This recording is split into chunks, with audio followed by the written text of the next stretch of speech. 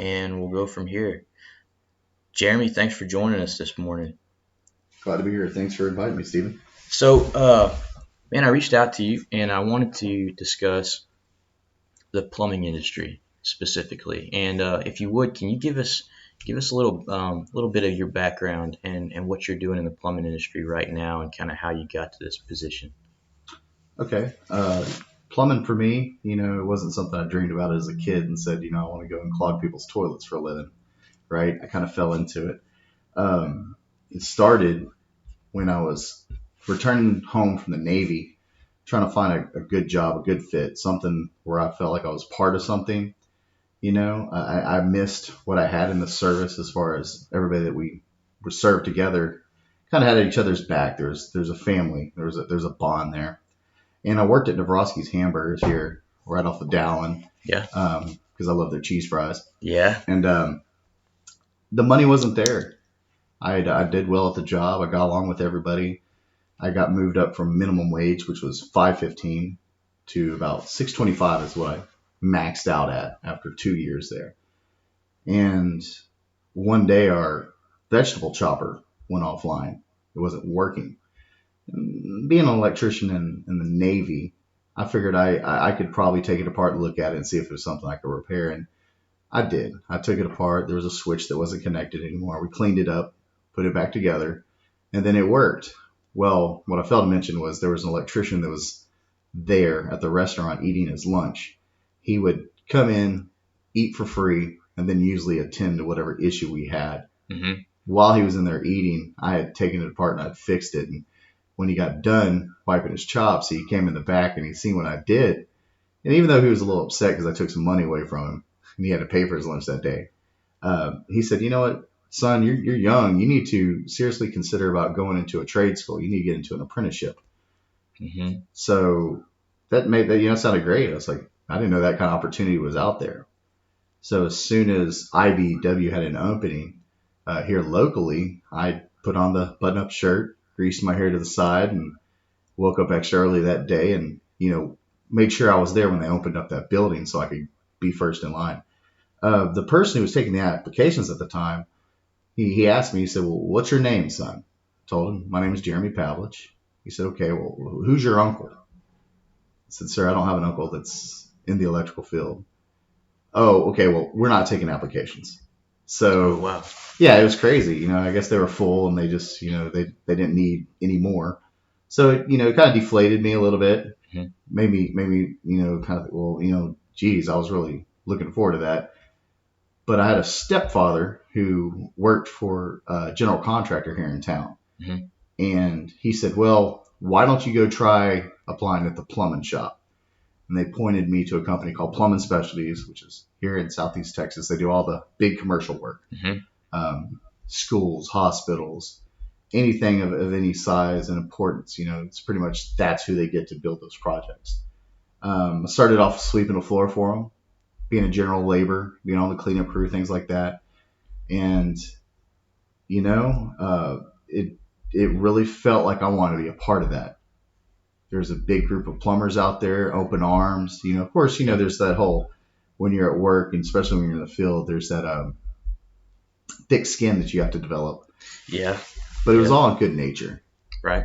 And those plumbers that were on the job, they started asking me, "What do you want to do with your life?" I said, "Well, I want to be an electrician." They said, You tried that. You're plumbing now. Why don't you go to plumbing school?" I started thinking about it. I said, "Well, this is construction. I still like it. It's not that different." This kind of plumbing that I was doing was not what everybody kind of imagines, right? Like, we were building new plumbing systems. Right. So there was no toilet blockages or any bad situations like most people associate with plumbing. Like, we were putting pipe together. We were supporting the pipe with hanger systems, and we were building a new hospital from the ground up. So I said, I enjoy this kind of work. I like the construction aspect. I like the big job. I'm gonna look into the school. Go over there to Houston at the time. That's where you had to go sign up, and I aced my plumbing test. The math was I was good on it. Made dang near perfect. Go back the next day at work with a card saying that I was now a plumbing apprentice. and I got a raise right off the back. All I had to do was show that card to that foreman, and they bumped me up from the laborer to an apprentice. Okay. Now, the apprenticeship program was also a real good experience for me. It's a 5-year program, and every year in that 5 years, I got a pay increase. I didn't have to go to the boss with my hat in my hand and come up with some, sorry story on why I was down on luck and I was still working hard. I needed more money. No, I hit my marks. I did what I was supposed to do. I showed up to class. I got my grades, and I showed up to work, and the raises just came. Like, it would surprise you when they hit. On that year mark, boom, you're getting increases. So that was really neat. That made me more confident. And as I went through the program, though, you got to think that's 5 years, 2 semesters a year, basically 10 different semesters there. I was learning more and more about the trade as I was going and getting paid more and more about it. So after 5 years, which went by with like a blink of the eye, here I am. I'm a journeyman plumber. And it took me about 2 weeks of being a journeyman to realize I'm doing the same job I've been doing for 5 years. It's just now I have a journeyman card in my pocket and I'm getting paid $45 an hour. Right. So, that was kind of neat. I worked as a plumber on my tools for about 15 years. And during that time, I went and got my master's. Really fell in love with the trade. It's not something I would have thought at the very beginning that would have taken over my life like it did. But it provided me such good things in that process. I met the love of my life. We bought a home when I was 27 years of age, right? Wow. Yeah. And him having a sweet little boy who I love with all my heart. I get to see him, bloom, and have a healthy life. That's another thing that came with this plumbing is that me and my family had insurance the whole time. Through the program. That's right, because the contractors pay that on the worker's behalf. So it wasn't like I was given a whole bunch of money and then they made all these deductions. Mm-hmm. I was working under a contract, a collectively bargained contract, so that the shop that hired me was going to pay things on my behalf. The health and welfare, the pensions, the training, all that stuff was taken care of for me, and I still got a really good, decent wage out of it. Right. So you still had your a benefits package and making a decent living wage. So, one of the things we kind of want to especially kind of explore with you from the plumbing industry and a perspective that you have from your career. What would you say are some of the biggest misconceptions people have about the plumbing trade? And like you said, kind of starting off, you were like, I didn't want to go, be unclogging toilets, all day. And in my experience, it seems like a lot of people don't understand that, there's a difference between plumbing construction and plumbing service, and, what's your perspective on the industry, on maybe misconceptions people might have about plumbers and about what the day-to-day routine could look like? Right. So there's 3 rules to be a plumber, right? You don't bite your fingernails, poop runs downhill, and payday's on Friday. Everybody's biggest one is they think we're all walking around with a plunger in our back pocket. That's what plumbers do. Plumbers fix your toilet when it's broke. Right. Nobody understands that plumbers do, like you said, there's a service side to it. There's a new install side. There's even a remodeling side to it. There's residential, there's commercial, there's industrial. So there's plumbing on all different levels. But plumbers also handle our natural gas systems, right? Right. They handle our liquid petroleum gases, our LPG gases, our propanes and butanes. Right. The medical gases in your hospitals. You may, if you've ever been in a patient room, have noticed on the wall before where you've seen it says oxygen, it says air, and it says vacuum. That's actually medical gas. That's what plumbers install there. And you have to have a special endorsement to work on those plumbing systems because they're inert gases that go into people's bodies, right? When they're on the operation table, these plumbing systems have to be 100%, qualified for these people to use, or people die. Right. So that's some of the misconceptions there. People, they can't look beyond just the sewer. Yeah. We do water. Yeah. We do all kinds of if it's got a pipe and it's moving air, liquid, gas, anything like that, then plumbing is involved in that. Yeah, and that's one of the things that uh, I didn't realize until a few years ago. Like you said, I'm glad you brought up med gas. Um, that's a plumber that installed that. That's a plumber that services med gas in hospitals, and I think a lot of people miss that, the different aspects of the industry that are covered by plumbers and covered by the plumbing trade. Um, my parents just did a remodel on their house. They completely gutted and redid their kitchen, and the house didn't have natural gas at the time, so they put in natural gas, put in a tap. They had gas to the house because they had some pool utilities on the house that had natural gas. They didn't have any gas in the kitchen, so they had to run a brand new line to the kitchen, tap that all in, and everything was done by a plumber. Everything was installed, inspected, certified by a licensed plumber, and it seems like a lot of times people miss that. It's like, oh, I'm just going to be, like we said, I'm just going to be working on overflowing toilets. It's like, well, you go into, like you said, go into remodeling, and there's all these utilities that have to be certified by a plumber. I think that's something that especially young people might be missing when they look at the trades. And just to add to that, more misconception, right, Mm-hmm. is that plumbing for some reason doesn't intimidate people like, say, electrical work does, right? Nobody's True. going to work on their own electrical because they don't want to True. die. Well, they don't understand plumbing is pretty vital as well. Yeah. Our potable water systems, people, if they look back in history, the reason why we have the regulations on drinking water like we do is because areas like our own San Antonio, Texas, Mm-hmm. had thousands of people die of bad, horrible diseases that came from their water system not being protected. Because, when Yeah. water goes up, going up in direction, for every 1 foot it rises, it has to go up. Like if you're going to multi-story building, for every foot that you go up, you're losing a half a pound, a half a psi, like Okay. 0.433 psi for every foot you go up. So you're losing pressure the more you go up. But for every foot you go down, you're going to gain that half a psi. Okay. So where we live here in the flatlands, we don't see a lot of elevation change.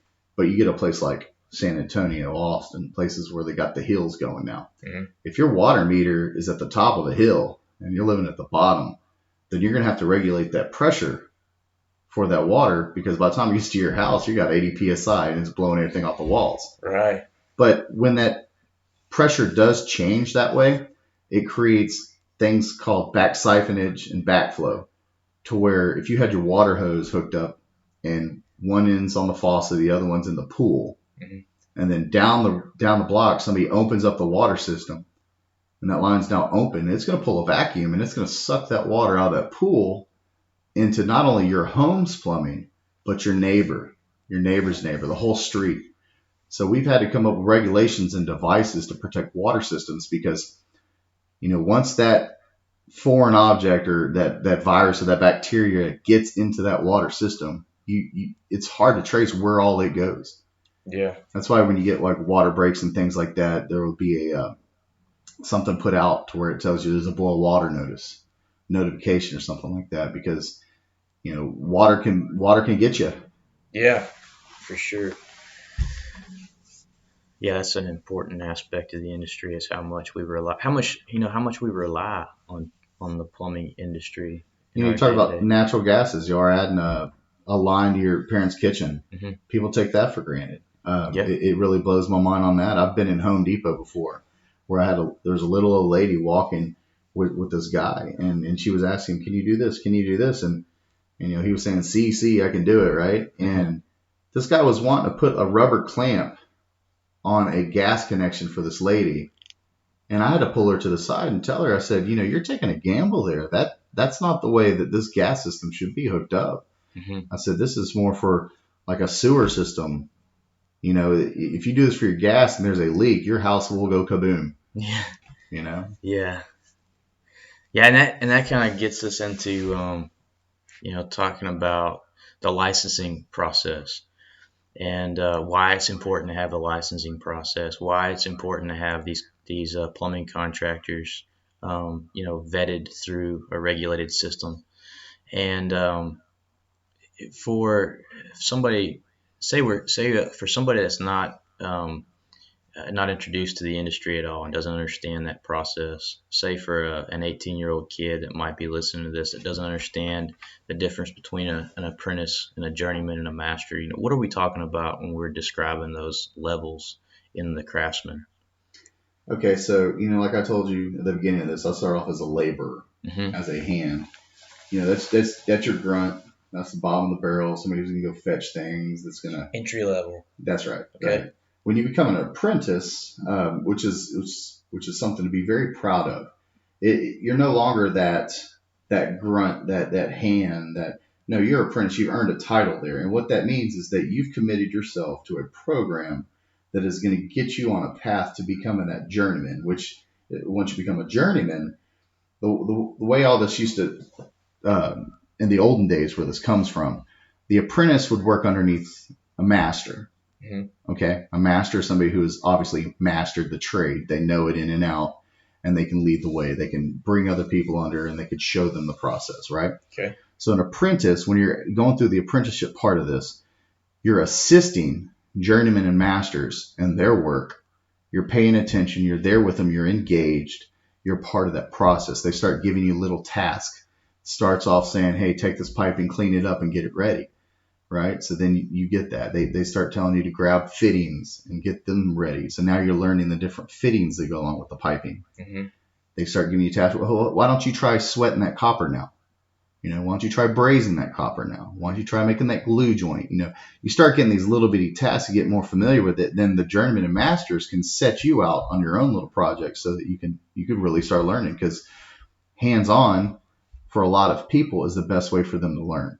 Right. Is to physically be doing it and making those errors so that next time you're going to do a better job.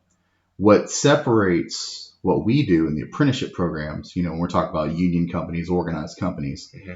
people that participate in the collective bargaining, is with the apprenticeship, you're not just getting the 40 hours, 7 to 3:30 during the week training at your job, but you're actually going to class on your off time to kind of figure out the why, Hmm. to figure out the theory, to really make you understand the reasoning behind the process we take to put pipe together. Okay. So that's, in my mind, I think that's the best package. That's what I was always attracted to. It's one thing to tell somebody, hey, get that glue and cleaner and put it on the PVC and then push it together. Yeah, you can watch that on YouTube and you could probably mimic that. Hmm. But it doesn't go into the fact on you need to bevel that pipe, you need to ream that pipe, you need to inspect the fittings for any kind of defects. Hmm. It doesn't go into why we're doing that. Now, what's going to create a better joint, why it's important not to use too much glue, what that does to it. As you go through that process, and it takes about 5 years for most people to be a journeyman. The state of Texas, you can technically get your license in about 4. Okay. Our fourth year apprentices are taking their plumber test, and their last year, or actually that's when they get their foreman training, their backflow prevention training, they get their medical gas training, they get all the stuff added onto it. So as they come out the apprenticeship program, not only are they a journeyman plumber now, but they have a slew of different endorsements to where they specialize in special systems. Hmm. And then for master level in the state of Texas, you have 2 types of masters. You have a responsible master plumber, and that's somebody who holds the master plumbing license for that company in the state of Texas. Texas requires that you have a responsible master plumber, and it's sort of like a protection for the client, for the buyer. Hmm. If we had master plumbing, we had plumbers companies that didn't have a master with it, they could literally go all over the place, open up a business, fail, take people's money, and there's nothing to hold their feet to that fire. But now that I have a master's license, it's associated with, say, Maxwell Plumbing. If anything goes bad on your watch, that's going to be on my license. Mm-hmm. So that's going to make me want to be a big part of that company, not just sell you my license and give that to you, because people do that. Mm-hmm. But now I want to be there. I want to inspect everything we're doing and sign off on it, because I got to protect that license. I worked so hard for it.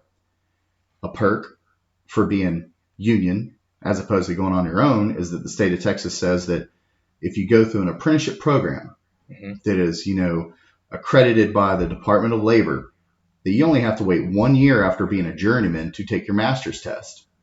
Okay. Pretty neat. If you're to go out there and do it on your own, not saying that good plumbers all come through the union. We've seen a lot of good plumbers, do it on their own. But if you weren't to go through an apprenticeship program and you just did that time, it's going to take you 9 years to get that master's. 9 years total. That's right. Okay. So, there's a little benefit to that. And a lot of that reasoning is they've seen it, they have the stats. Mm-hmm. When we locals send our people to the state to take their journeyman test, we have like a 95% pass rate. It's unreal. Everybody we send, because you think about it, in that 4 years that we're preparing them, they're going to work Mm-hmm. and they're also going to school. By the time they get there, they know what they're doing. They're not guessing at it, right? Yeah. And they can take the other side and they can look at that. And there's a lot of people who will test maybe 2 or 3 times before they pass, because they haven't been exposed to all the different facets of plumbing. Right. Maybe they just, like we talked about earlier, unclog toilets, right? Or replace faucets. Yeah. They've never done any underground plumbing. Right. They've never done any fountains. They've never done any medical gas or, anything else that's involved in it. Our people are pretty much well-rounded. Even if they don't work at a company that specializes in one of these other systems, Mm-hmm. they've gotten the experience at school to back them up. Gotcha. And that reminded me of so I grew up around a bunch of men in my family were bricklayers, and they mostly specifically dealt with industrial refractory, right? And they all went through the bricklayers union. And I'm not sure what local they're out of. I think the locals moved. I don't think we have a local here in Beaumont anymore. I think it's in Mauriceville. I have a neighbor that does refractory. And so when I was a kid, I had a cousin that was going through the program, and I remember childhood memory that stands out is he's in the apprenticeship program, and he comes home one evening. I was over at my uncle's house, and my cousin comes home from school. Right at the time, he was taking some night classes through the apprenticeship program, and he was commenting on the math, and he was like, "Man, we're taking these math classes, and I'm dealing with this math." And I remember being a kid and saying, well, "Wait a minute, I thought you were in bricklaying school, Yeah. And he's like, "Well, there's all this other stuff that we have to know to graduate the program." And so these guys weren't just sitting out there, slapping mud on bricks. They were going to school at night. They were studying math. In some cases, they were studying algebra. They were studying the regulations. And I think that's something as well that people might miss going into the industry is like, look, if you don't get in a program, especially for these really skilled trades like plumbing, electrical, even bricklaying, if you're going to go out and build a chimney on the side of somebody's house, you better know your weights and your loads and be able to calculate how much you can do at a time. Yeah, that's exactly right. It's really important that sometimes we forget about is what all goes into that program and what all goes into the classes that these apprentices are going through. And to touch on math a little bit, I was telling you how I aced my test when I got into the apprenticeship program. Mm-hmm. I'd always been pretty decent at math. I did well in school. I graduated fighter with honors. I went into the nuclear power program when I was in the Navy, so math was in my wheelhouse. When I took my math test up there in Houston, I made a 95, and the guy that was proctoring the math exams, he pushed it back at me. He said, "I don't know who gave you the answers, but nice try. Take this test." And he threw another one at me. Well, I looked at it, and it was all the same type. It was like multiplying, dividing, adding, subtracting fractions, Mm-hmm. percentages, and decimals. This is cake math for me. So this time I actually took my time, double-checked my math, and I turned in 100. And he said, "Well, you're actually kind of good at math." And, when I was in training, when I was an instructor in plumbing, I taught school for 6 years. I seen that a lot as I recruited people. Not everybody had strong math skills, Right. right? And my experience going through it, you always hear those teachers say, you need to learn this math, and we say, why? I'm not going to use this. Mm-hmm. When I got into it and I started actually doing plumbing, I started seeing the geometry, Right. Because now we're running pipes, and now you can make right angles out of things. So you have to have knowledge of triangles. You've got to know how to work around that. A squared plus b squared plus c squared, Pythagorean's theorem. I mean, that was embedded in us on running pipe. So I had a little leg up there, and I was good with it, but I seen how others would struggle. Mm-hmm. And just like you said, we have to go through this math, because when you're a professional and you're earning $45 an hour to go install this pipe, you don't need to be eyeballing this stuff, right? Right. You need to be able to do this mathematically so that you can actually get the right cut that's supposed to be and fit that together. If you're working with plastic, something like that, sure, we can put it up, take it down, put it up until we get it right. But if you look at some of these places, like these chip factories, like Samsung or Dell, Tesla, all these other places where they have smart rooms, right? These positive pressure environments, and they're running these special pipes. Some of these pipes are 55 inches in diameter, and they've got chrome lining on the inside. Yeah. You can't field cut that. Right. So you're going to have to design it. You're going to have to do the math and make sure that that pipe is what it needs to be, within a 16th of an inch now, to make this system work, because you can't just cut that stuff. You've got to order it 3 months, 6 months ahead of time. Yeah. Yeah. Specialty pipe. Yeah, those are some things about the industry that when you're from the outside looking in, sometimes you miss some of those details. So you took an interesting approach to getting into plumbing and to getting into the industry. What would you say to some kids, say kids that are getting ready to graduate high school, that might be trying to decide what they want to do? Do they want to go to college? Do they not want to go to college? Is going into the trade craft an option for them? What would you say? What kind of personality works out good? What kind of a person works out well in the trades? And Anybody. Anybody. You see a spectrum of people. Okay. Talking about speaking to kids, I go to all the high schools around here. I mean, we're talking about from Fred all the way down there to West Orange Stark, all the way to Mid County, Port Arthur, Beaumont, everywhere around here. I talk to these kids. I'll spend a whole day there, and as 7 different periods come through, after a while, I'm like, did I say that yet? Have I said this? Because I'm repeating myself. Right.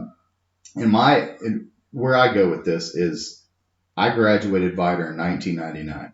Mm-hmm. From 1995 till 1999, I spoke with my counselor. It was always about, what college are we going to go to? What are you going to do? Well, I didn't have a lot of money. I was, my mother was the only breadwinner in our house, and she was a sitter. So she would go and basically sit with somebody's old people that they didn't want to put in a house or a home. And my mom would sit there and take care of them. And sometimes us, me and my sisters would help her with that job. So we didn't have a lot of money. And I was kind of feeling stressed out about what I was going to do, because I knew if I was going to go to college, I had to make my shot count. Yeah. There wasn't going to be well, this didn't work out, let me come over here. Mm-hmm. So it actually caused a little bit of anxiety for me, because I couldn't really put my mind on one thing specifically I thought I would do good at it, because we're trying to figure yourself out as a kid, right? Yeah. So after, looking back at what I went through, what I tell these kids now is, get in there into a trade. Mm-hmm. Forget this college route. If you've got the means to go to college, you got the grades, you got the support system, then by all means, go out there and have a great time and have fun with that. But I'm here to tell you that is not the best route, even if you are a smart kid. So I did well in school. Yeah. This smart kid got into a craft, went into apprenticeship, and I made money the entire time I was part of it. Our slogan that we use all the time is, we earn while we learn. Right. People don't understand this, but the union companies and the union itself is pretty much a nonprofit.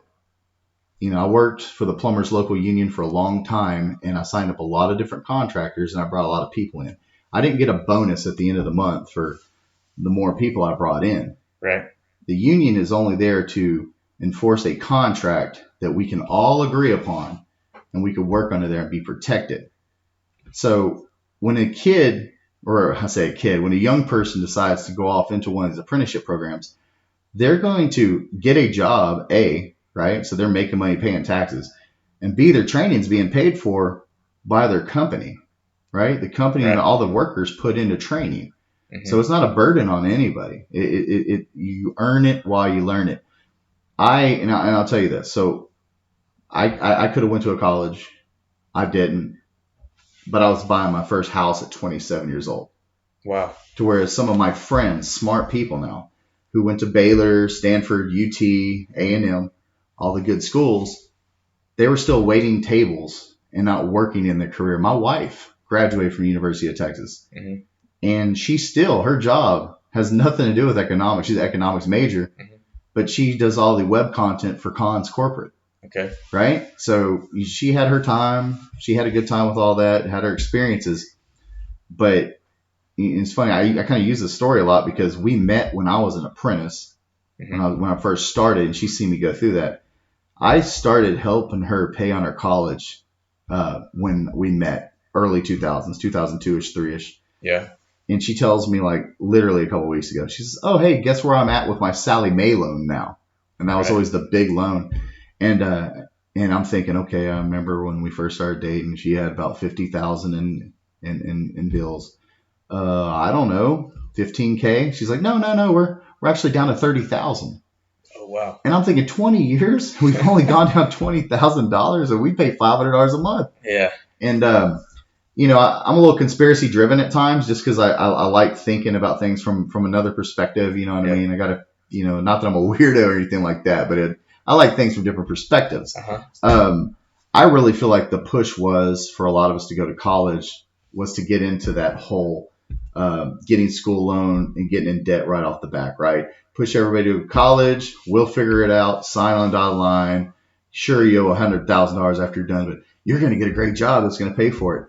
It's a trap for me. Yeah. I think if you're somebody like myself, you didn't have the money to go to college, you can still get in a trade, go through that apprenticeship program, make money the whole time, and then now you have something that you can make a career out of. You have an opportunity to make good money, Yeah.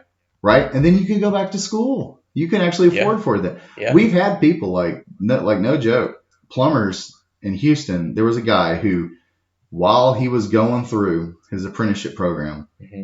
and he's unclogging toilets over there in River Oaks and stuff, he saved up enough money to pay for his medical school when he got done.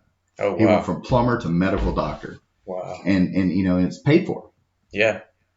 Yeah. And so kind of the approach I took is, when I was 19, when I got out of high school, I did one semester at college, and my parents paid for that semester, and I was dead set on not going to school, like not going to college. I was like, man, I just spent, all this time going through. Uh, I don't want to go to any more school, and but my parents were like, look, just go do one semester, and if it's not for you, at least you'll have one semester. At least you'll have a transcript under your belt, and if you ever want to go back to school, you got something to go back with. And long story short, I did one semester. It wasn't for me. I made decent grades in a couple classes. I made poor grades in a couple other classes, and my mindset was like, no, I'm done, right? And so my next step was going to work in the offshore industry, going to work rebuilding oil rigs, and we did that for a few years. And then down the road, I ended up going back to school. I ended up going to LIT and getting an associate's degree first, and then going on to Lamar. And never finished my bachelor's, but I went to Lamar for a couple more years and went after the rest of an undergrad. But my point is that, at 19, you know, I didn't know what direction I was headed in, really. I didn't know what kind of career I wanted to have. I didn't know what kind of work I wanted to do. And I went out and worked a job for 4 years, bounced around from a couple of different jobs. I kept coming back to the oil field, but it took me 3 or 4 years, before I found something worth studying that I eventually went back and got a degree in. And but in that interim between high school and going back to LIT, I was out working for an electrical contractor on offshore drilling platforms and learning a trade, working in construction, um, and loved it. And that's the other thing. I loved every minute of it, the highs and the lows. Right. When there was in our industry, there was moments where we were working 14 hours a day, 7 days a week, and there was moments where we were laid off for 3 weeks or laid off for 3 months. Right. And had to find other work, to tie us over until jobs broke loose again. And so, but when we were on the job, it was great.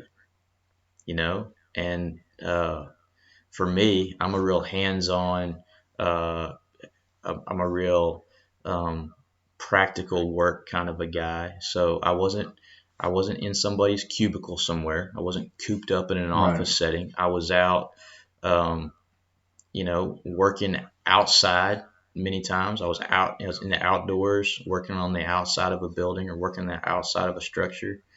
It was every day was something different. Every day was a new problem. And especially at 19, it took me 3 or 4 years to mature enough as an individual to be ready to go make that financial commitment of getting back into the university system. You nailed it right there with maturity. Stephen, I'm sure you have the same experience I have. Not just your personal, but how many of our friends maybe didn't work out in college, went out and got life experiences though, came back and then took care of business, right? Right. I know that for myself that, if I would have went to college you can say that I did. I went to nuclear power school when I was in the Navy. Yeah. I did not make it through that program. Yeah. I had a young baby at the time. I was 18 years old. I was married. Me and my wife were from Vidor. Now we live in South Carolina and we're trying to have a house. And nuclear power school was, they used to try to say it was 4 years of MIT put into 2, right? Because we're having to learn about nuclear power. Right. It was the first time in my whole life that I was the dumbest kid in class. And I wasn't at a point in my life where I could deal with that. Right. That I had stress on me and I was not able to perform.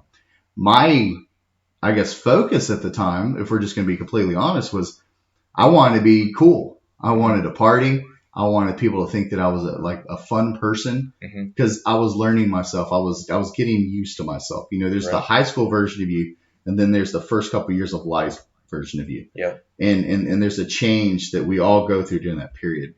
I didn't pass, right? Thank goodness it was on the government's dime, right? It wasn't on my own. I had to take loans to that. Right. But if you would have put me in Lamar at that time, I would have done the same thing. I would have accrued debt and I would have failed. Right. Put me in that professional career now. Now I'll go through this program. I'm making money. When I got a chance to go to and become an instructor, and I took my night class to do that, top of my class, in front of the class, taking it serious. I'm driven, and I've known so many people that have done that. Kids are tired of school by the time they get out of high school for the most part. You need a break. You do. It's healthy, and the best break is to get out there, get in the world, earn a wage, pay some bills. And look around you. Look around you in your world. Have some experiences. Maybe not all of them are going to be good. There's jobs I found out that I didn't want to do. Yeah. I decided I didn't want to be a roofer when I was about 19. Yeah, that took you one summer. Well, and this is an interesting kind of a side story too. Is that I was working on a shingle roof for somebody on their house, and I thought. And this is kind of going into misconceptions, okay? Misconceptions in the industries. So I'm sitting here on a house, on somebody's home, working on a shingle roof, just architectural shingles. And after about 2.5 days of it, I thought, I can do this as a job. I can do this every day. Physically, I can do it. Mentally, I can keep up with the project. But I was looking at this brand new side of this shingled roof, and I thought, if I was to do this for a living, this is it. This is what I'm going to look at every day.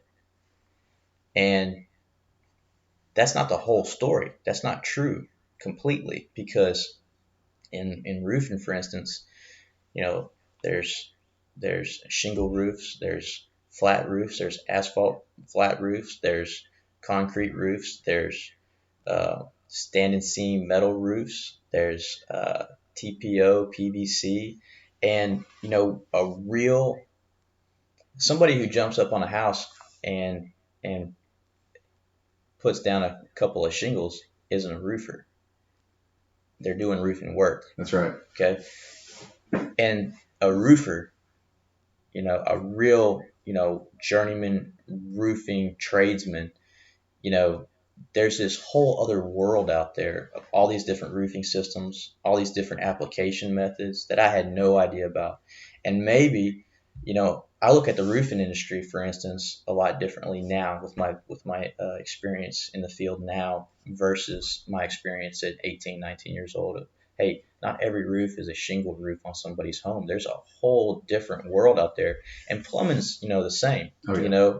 With and my experience in the plumbing industry, working through a general contractor. Like we've already kind of covered, it's not just unstopping toilets and sinks. It's you can all the different things we've already discussed. There's such a wide range in the trade. So many different things you can do out there. So in one of the conversations I have with the kids too is what it all opens up to you as you go through the process. Right. You can be the installer, right? You can build it, you can service it, you can remodel it and all that. Or maybe now you're a detailer where you're taking the plans in, okay, and you're designing plumbing systems. Right. Maybe you're an estimator to where you take those plans, you do the takeoff on the material, you estimate how much time it's going to take it, then you put that project out for bid to try to secure work. Right. Maybe you're a project manager who you've got multiple jobs that you're over, and you're there to figure out how we're going to get through, how we're going to troubleshoot, how we're going to get through this to make money, right? Yeah. So you take my path. I started pushing a broom in my plumbing experience, and I ended up teaching school on Saturdays as a master plumber. I was an organizer for Plumbers Local 68 to where I signed up plumbing companies, your company, right? Yep. We sat across the table from each other when we had that experience. Yep. Promoted plumbing throughout Southeast Texas. I worked the 86th and 87th Texas legislature protecting the plumbing license for the state of Texas, protecting something that was special to me. And it all started by pushing a broom. Yep. I'd never thought I was going to be a lobbyist. Yeah. Yeah, and that's something that. So another thing we hear a lot of, especially our generations and the generations coming behind us. Something we hear a lot of is, well, you don't want to be on the end of a shovel the rest of your life. I do. And well, I wish I've said before to a lot of friends that if I'd be happy just digging ditches with a shovel and a wheelbarrow the rest of my life, because that's been for me some of the easiest work I've ever done, because it's just simple, it's straightforward. I can work, I can dig ditches all day. I don't mind the physical aspect of it.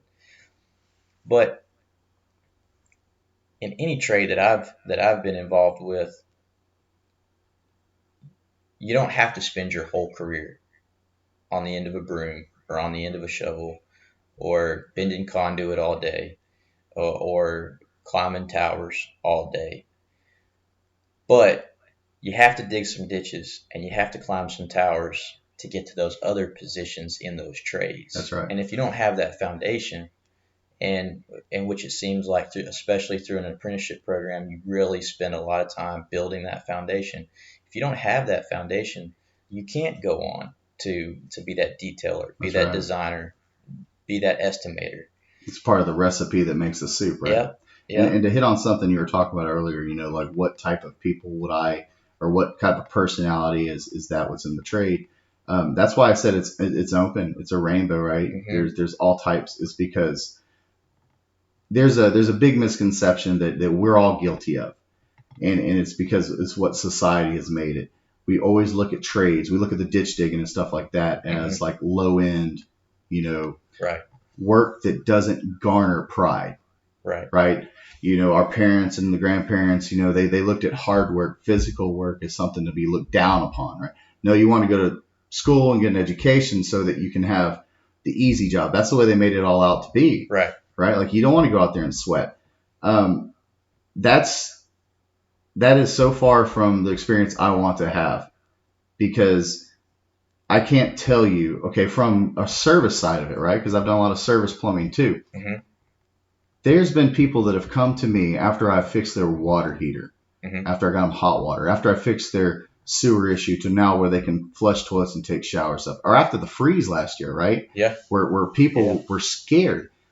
People would come up to me and hug me and thank me, and I'm dirty, but Right. they're squeezing me and they're saying thank you so much because I get to go back to life now. Yeah. Like there is honor and pride that comes on because you saved people's day. Yep. You are a hero because they're trusting you to take care of something they don't know anything about and they're helpless. And here you come in with your skill and you're able to take care of that for them so they can go about life. Because people, we all take it for granted. We turn that knob and we want cold water to come out. Yeah. We turn the other one, we want hot water to come out, right? We just trust that the hot water is 120 degrees below, 130. You hold your hand up underneath there for more than a minute, your cells start breaking down at 130 degrees Fahrenheit. Yeah. Right? We go to 150 degrees Fahrenheit. Now for every 10 seconds, you're damaging skin cells. So scalding is a real thing, but we take for granted that it's going to be there. We take for granted when we flush that the sewer is going to be evacuated. People want to feel safe. They want to feel that way, right? And we live in a great society where we should have those things. Yeah. So there is a lot of honor that comes with it when you save somebody's life, right? Yeah. When you get to do something for your family and friends, like they're building a house or something, and now you get to share your abilities with them, that gives them a sense of pride because, hey, their friend Steven or their brother Jeremy, they did something very nice for me and they could point at it from. So we got to change that narrative. We have to let the next group up because there is a labor shortage across the United States. We don't have the welders and fitters and everything that it's going to take to really get our infrastructure where we need it. We have to change that narrative to show people, no, there's pride you can have in working with your hands and working with your head. Okay, we talk about ditch digging. Mm-hmm. Okay, everybody's always like, oh, that's simple. You're just pushing a shovel in the dirt. No, it's labor intensive. We know that. But I was taught how to dig. And that blows a lot of kids' minds when I tell them that. I was taught how to dig. Because in plumbing, you got to have fall. Mm-hmm. It's got to be high on one end and low on the other. That way it can go downhill, right? Right. So there is science to how you dig. There's the different soil types. OSHA says that there's different benching components that you have to have in place or shoring components that you have to have in place so that the soil doesn't fall in on you and crush you. Mm-hmm. People don't know this, but like a 4-foot ditch, right? It doesn't seem very deep. 4-foot ditch can change your life and your family's life forever. You can be caved in and die. Mm-hmm. Well, then walls start collapsing, especially here in Southeast Texas where we live, where the water table is very shallow, and we have the gumbo. That stuff starts getting undermined and it falls. A wheelbarrow size load of dirt, if it falls from the side and hits you, it's breaking your legs. Yeah. If you're shoulder deep in that stuff and it falls on you, you are going to suffocate, right? Yeah. So when people say, digging a ditch, I mean, there's a lot to that. There's a lot that goes into it. Yeah. Yeah, and people don't realize it doesn't, and we've seen it. It doesn't take much dirt to cause a problem. That's right. It doesn't take much to slough off the side of a trench to cause a real problem with somebody. And if you don't have enough people in your crew, if you don't have the proper work practices in place and everybody watching each other's back and kind of going back to what you said about being a part of coming out of the military and wanting to be a part of something and wanting to be a part of, have that camaraderie again and feel like you're a part of a community again. That's something that I see that I see and I have seen a lot of in the trades is we all know what we're going through from day to day. You know, when you're sitting in an office, when you're sitting in especially a large corporate office setting, you don't know what the guy on the other end of the room and 10 cubicles over, you don't know what he's working on. You don't even know what he's doing. You don't even know what his job is. Might not know his name. You might not know his name. You might never talk to him. But when you're on a job site, say you're digging a ditch, say you're doing brand new construction and you're digging a ditch for all the underground, and you got 5 guys out there working together to build this plumbing system, I know what you're doing. I'm watching what you're doing every day. You're watching me. We know exactly how much effort we're putting in. I know after a couple of days whether or not you know what you're talking about, and whether or not you know your job, and vice versa. And the the guys that rise in those environments, the guys are the guys that hustle, the guys that take care of each other.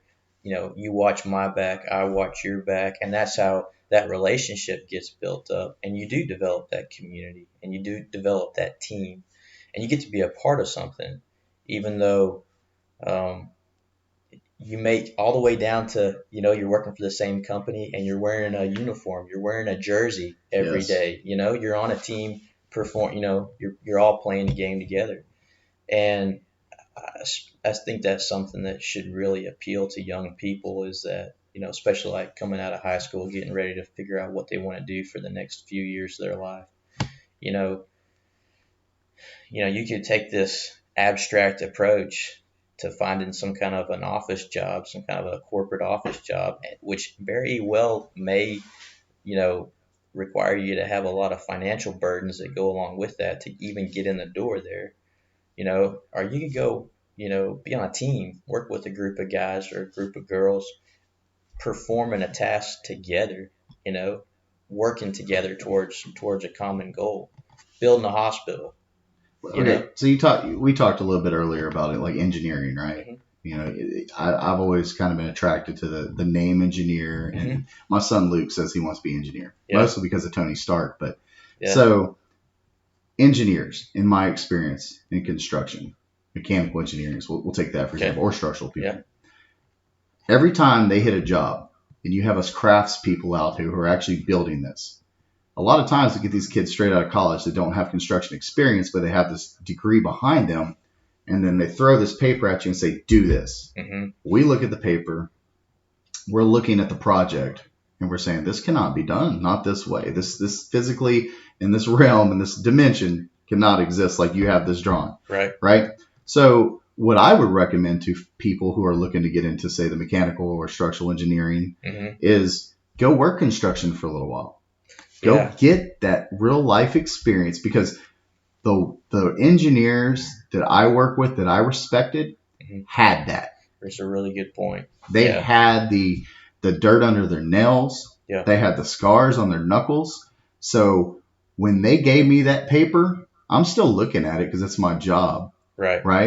But I have a little bit more confidence in it because, well, I know what this person went through to get there. Yeah, that's a really good point. Even doesn't hurt anybody to go out and work on a job, even if you're going to school, to go out during the summer breaks or the winter breaks and work.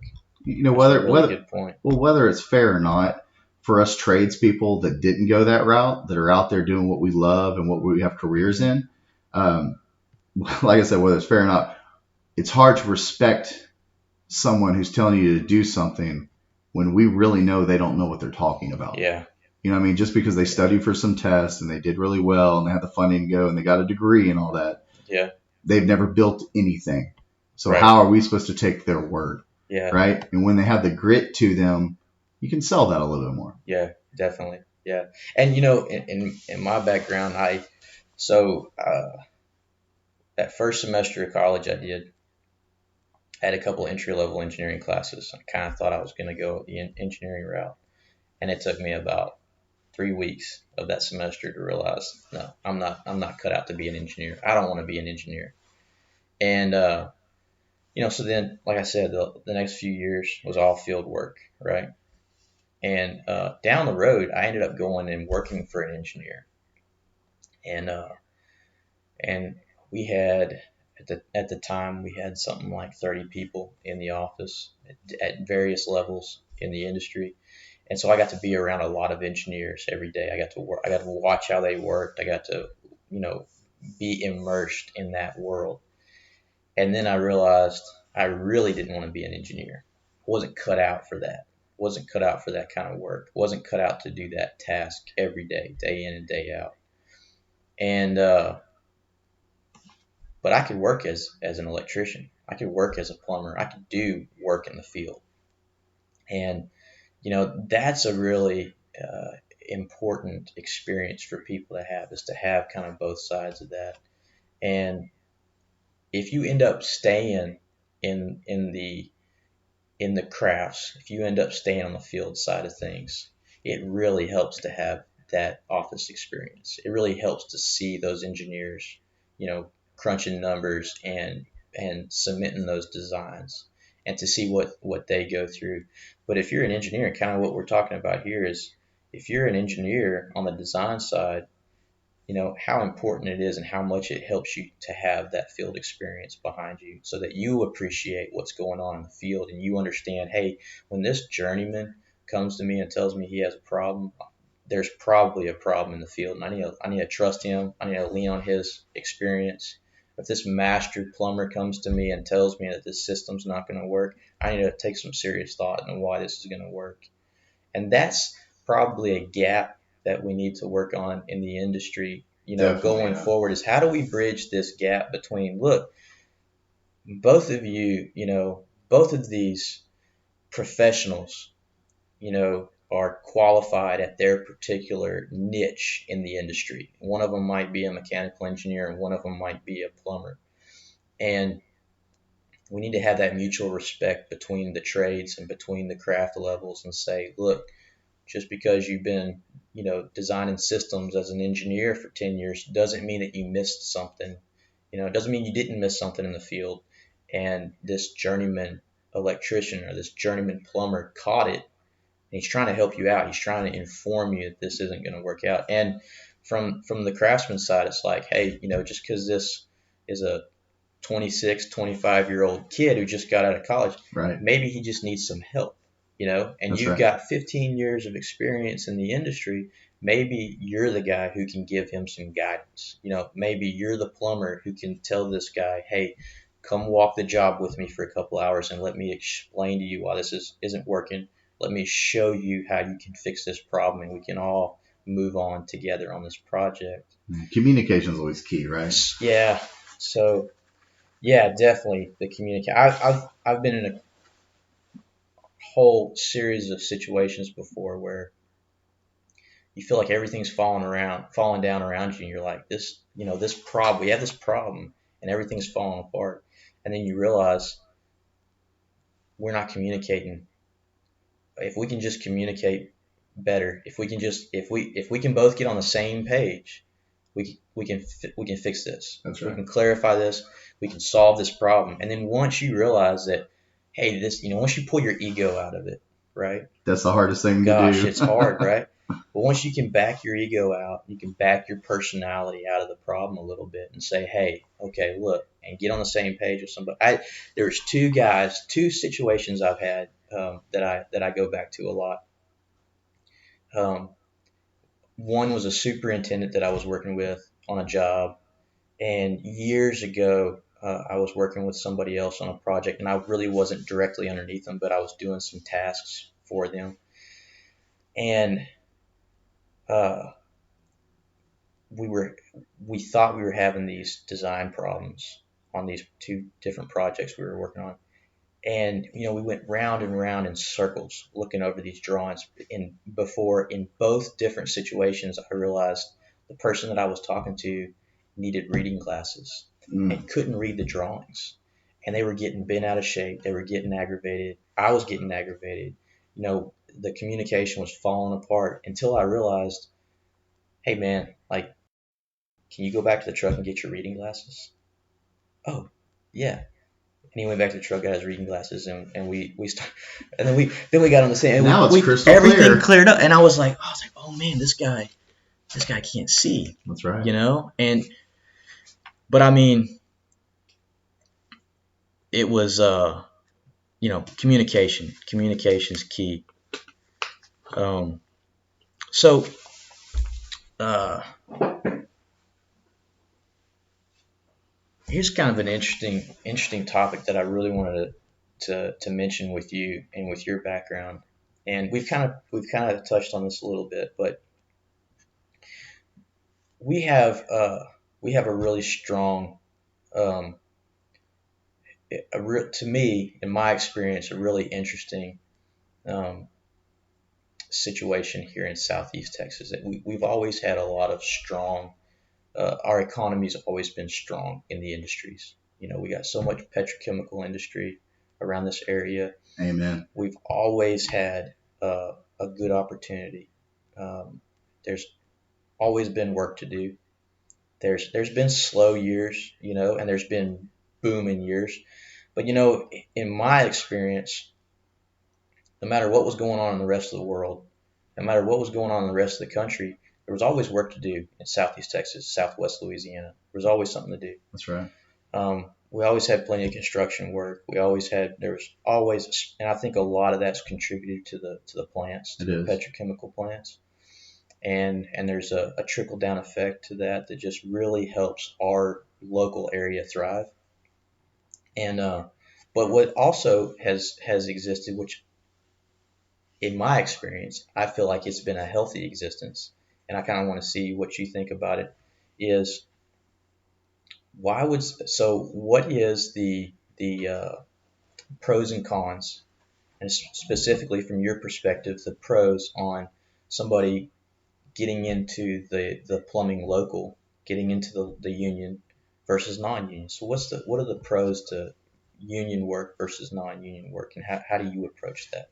Okay, so good question. And what I give the kids most of the time when I'm speaking to them at school is, if let's just say you and me, Stephen, we're both workers and we're working for a non-union shop. Okay. We're talking on the jobs and we're like, hey, we had a really good year. You know, we worked all that overtime. You know what I mean? But we ain't got no raises. Our money has stayed the same. And we could see the boss just bought a new bass boat, right? Now he's got lake property up there at Toledo. They're doing well. But as we watch everything else go up in price around us, our wages are stagnant. So you and I go to the boss man, and we don't go together. You know, you go in first. You and the boss have a conversation. The boss is going to say, Stephen, I hear you. The money's just not here right now. We want to give you something, but we know it's not going to be what you want. If we give you $1, you're going to have to promise us now you don't go tell Jeremy, because he thinks he's better than he really is, right?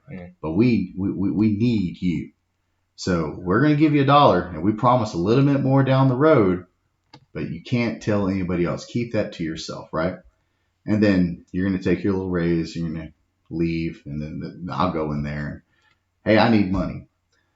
Well, we had the same conversation with Steve and Jeremy. We just don't have the money right now, and we want to keep you. We'll give you 50 cents, and we'll promise you a little bit more money down the road, but you can't tell anybody because, look, we just told Steven he ain't getting no money, right? Told him he can take his butt down the road and go back somewhere else. But we can't lose you, Jeremy. You mean too much to us. So we leave out of there. You got $1.50, I got, you got $1, I got 50 cents. And we go about our life until next time we got to beg for money. Now, if that same experience, if we were to be union, okay, and the whole point of being union is, and this is what people lose, is collective bargaining. We're doing it as a collective. So now Stephen and Jeremy go to the office. We go to the company and say, we're not leaving until Stephen and I both get $1. Well, it's different now because when we were one-on-one, they can deal with keeping one of us and losing one of us.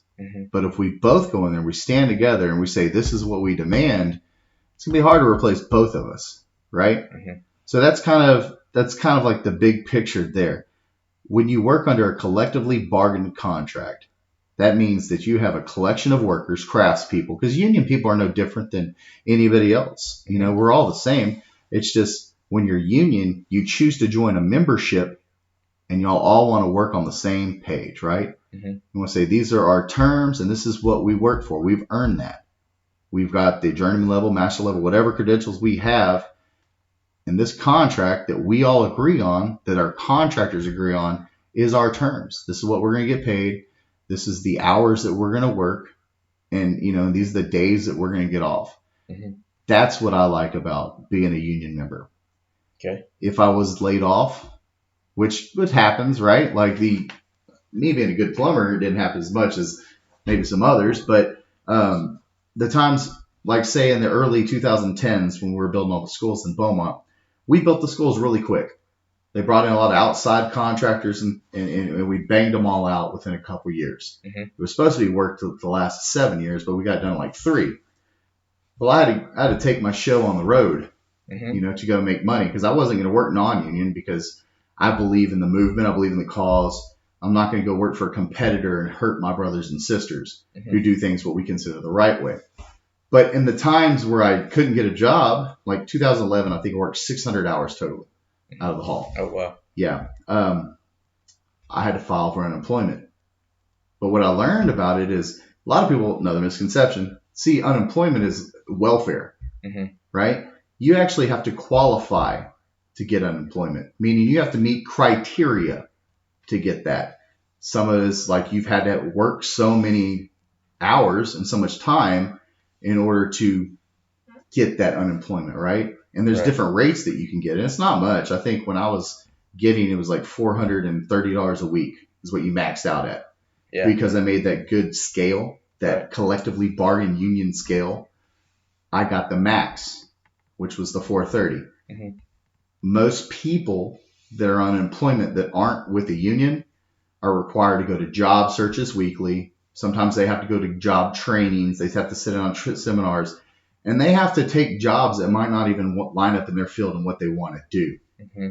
Me being a union worker, though, as I filed for that unemployment, how many job searches did you go on, Jeremy? 0. How many job trainings did you go on? 0. And the reason I could put zeros there and still qualify was I paid into a membership that took care of my work. Mm-hmm. I pay the union to go find me a job to let me know when there was work there, right? So I'm paying it forward. Yeah. Right? Yeah. So that helped me out a lot there. And then going on to that subject about them going out to find me work, Mm-hmm. I had a representative down here that worked his tail off on trying to be creative on what they can do. I worked in Fort Polk, Louisiana at the Army base. Mm-hmm. That was a wild ride. Those West Louisiana guys are crazy. Yeah. Anytime you cross the river. Oh my goodness. Yeah. I'm lucky I came back alive. But I worked with them over there. I've worked in San Antonio, New Orleans. I went all over the place working to make sure that I got that in. And I enjoyed that. Being a union person, I've worked out of other locals. I worked out of local 60 in New Orleans to go work on the Sanger Theater right off of Canal. Uh-huh. That was a really neat job. People had heard because of my association that I was a good plumber. So they actually looked me up and they called me out by name, and I got to bring my closest friends, my crew, 4 of us. We went and lived in New Orleans for 3 months. Wow. Stayed at a nice hotel. Probably went to Bourbon Street more than we should admit to, but we had a really cool experience, right? Yeah. Just kind of barbecuing in the parking lot. Some old country boys from Texas doing it right. Yeah. Where I've never worked plumbing non-union just Okay. because, I'm true to what I do. And, it's like an oath you take, right? Right. And some people honor oaths. But I've recruited a lot of people that have worked open shop. Mm-hmm. I'm not here to say that every open shop is a bad one. Right. There's different business plans out there, and there's different ways people go about it. And maybe not everybody has an experience with the union. Mm-hmm. But there's a lot of good plumbers that come out of there. Where I would be hesitant if I had to is the fact that whatever that boss comes up with and me, that's the terms there. Mm-hmm. At the end of the day, they could fire me, they could get rid of me, they could do whatever they want for me, they could pay me what they want. but that's only there's no sort of backup for me. There's no Right. support there. I look at my wife. She's worked at a place for a long time. I think I said it earlier, so I hope the corporation doesn't get mad at me. I'm trying to leave it ambiguous here.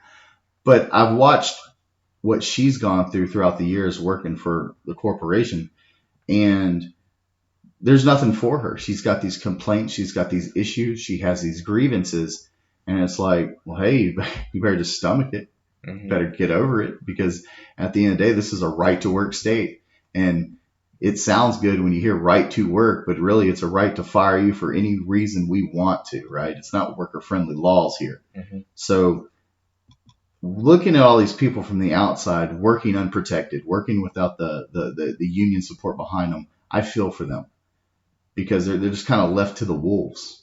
Yeah. Yeah, and one of the things that I've noticed in my experience working on both sides of the table is especially here in Southeast Texas, especially with the plumbers local, especially with the IBEW, the electrical local, is the training programs. You know, and and and once again, I haven't been to the training programs, so I'm an outsider looking in, but it seems like the training programs are just extremely good, and the apprentices that you watch going through the process, really seem to be getting the training they need. And and I started out working for an open shop, and we were just, it was all on the job training, in the electrical field.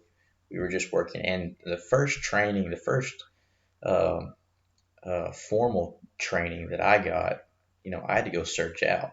I had to go find it myself, and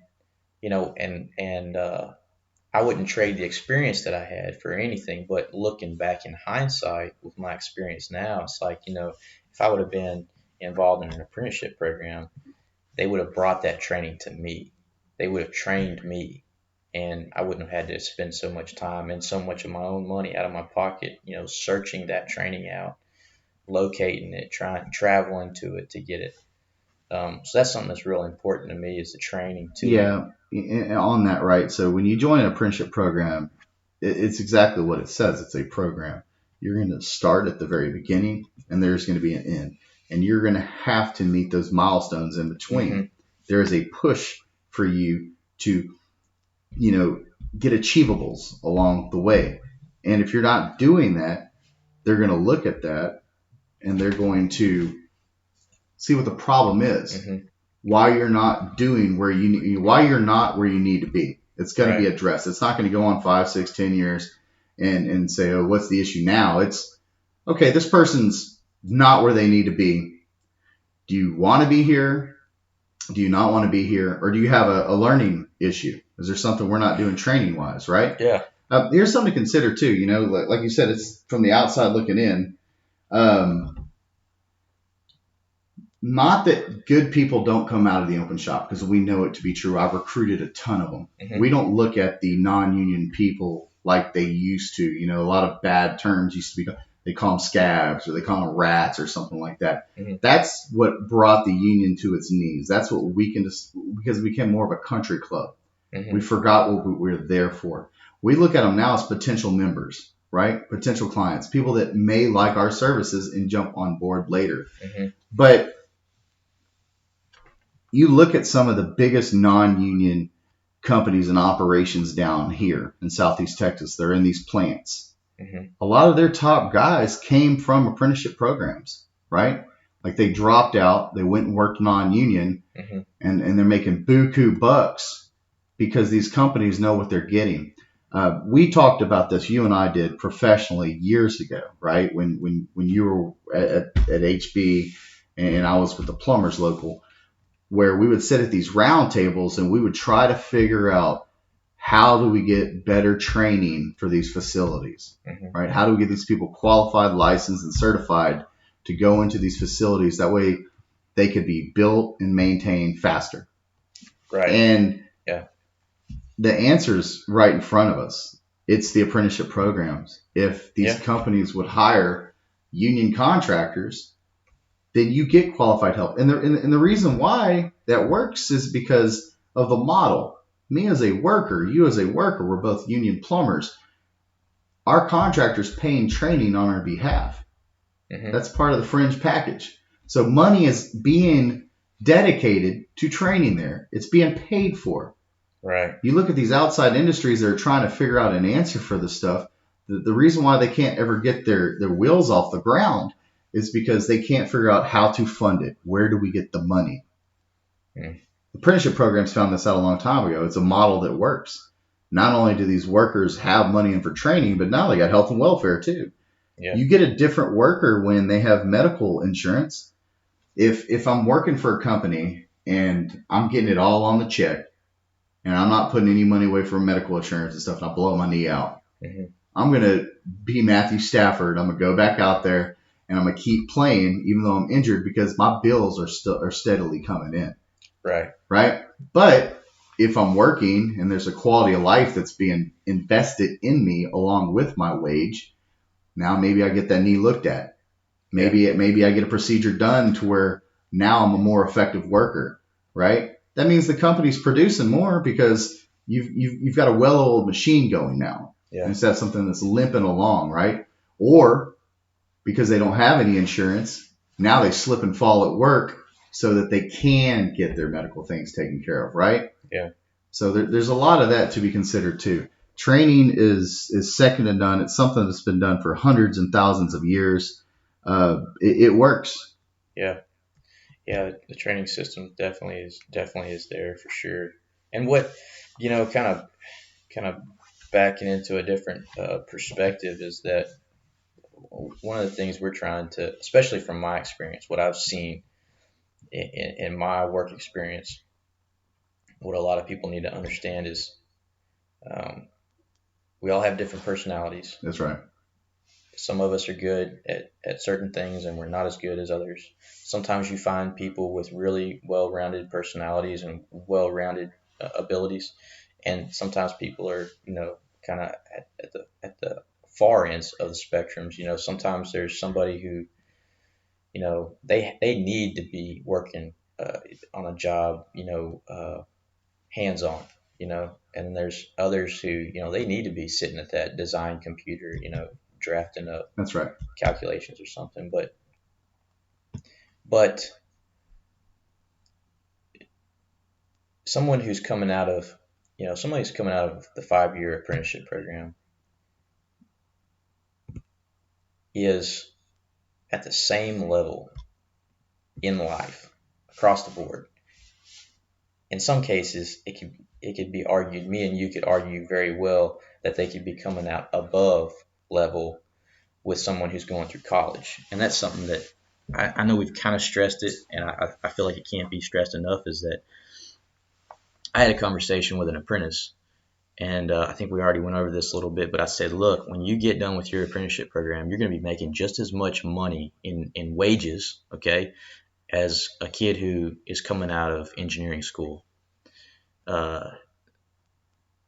In most cases, the difference is going to be you're going to make overtime.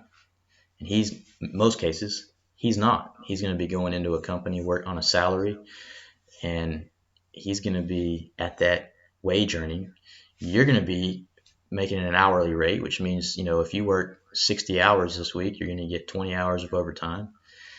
And you don't have any student loans. You don't have any student debt to go along with it. This guy may or may not be coming out of school with a pile of student debt.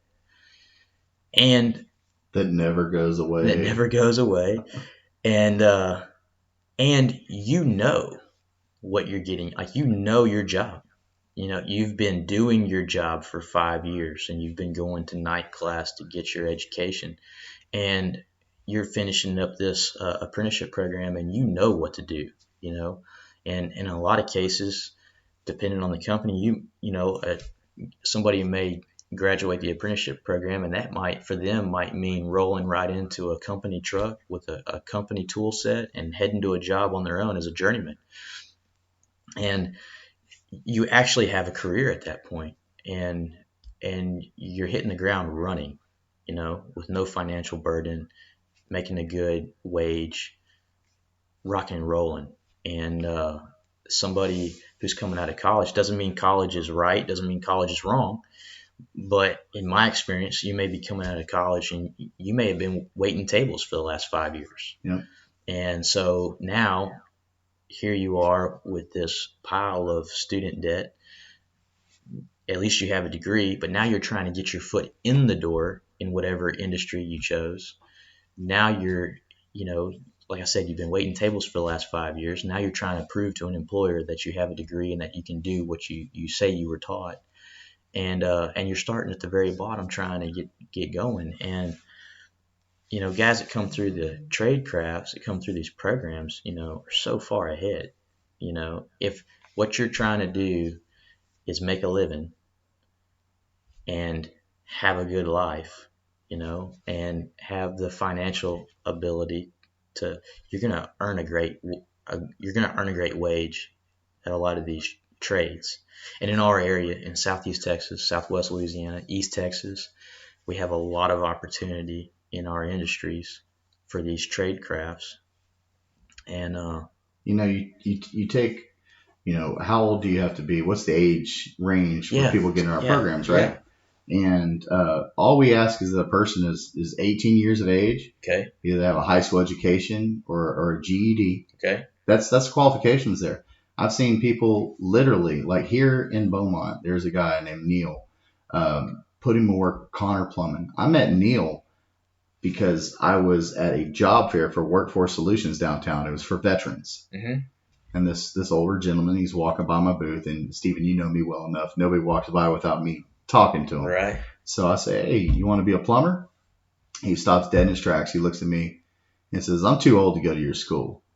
I said, no, you're not. You're right age. I said, I'm 55 years old. I said, perfect. Come on.